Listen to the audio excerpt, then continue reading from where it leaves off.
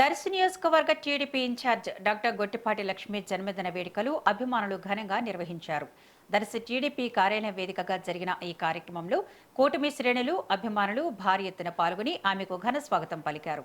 మాజీ ఎమ్మెల్యే నారపశెట్టి పాపారావు, యువ నాయకులు డాక్టర్ కడియాల లలిత్ సాగర్ సహా టీడీపీ, జనసేన, బీజేపీ నేతలు గజమాలతో ఆమెను సత్కరించారు. ఈ సందర్భంగా డాక్టర్ గొట్టిపాటి లక్ష్మి భావోద్వేగంతో ప్రసంగించారు. దర్శి ప్రజలు తనను ఇంటి ఆడబిడ్డలా గుండెల్లో పెట్టుకున్నారని, వారి రుణం తీర్చుకుంటారని చెప్పారు.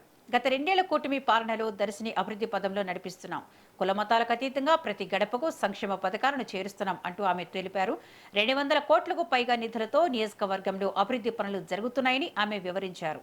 దర్శిని ఒక ఆదర్శ నియోజకవర్గంగా తీర్చిదిద్దుతానని డాక్టర్ లక్ష్మి స్పష్టం చేశారు.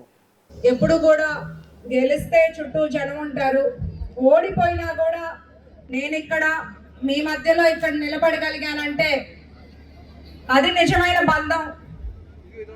నాకు ఏమనిపిస్తుందంటే నేను మీ హృదయాల్లో గెలిచాను. నన్ను అలా ముందుకు నడిపిస్తున్న శక్తి మీరు.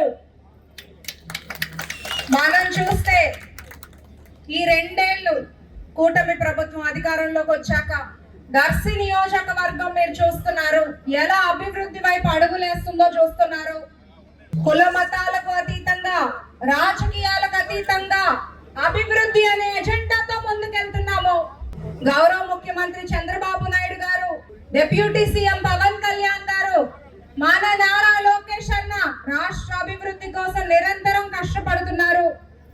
ఎప్పుడు కూడా గెలిస్తే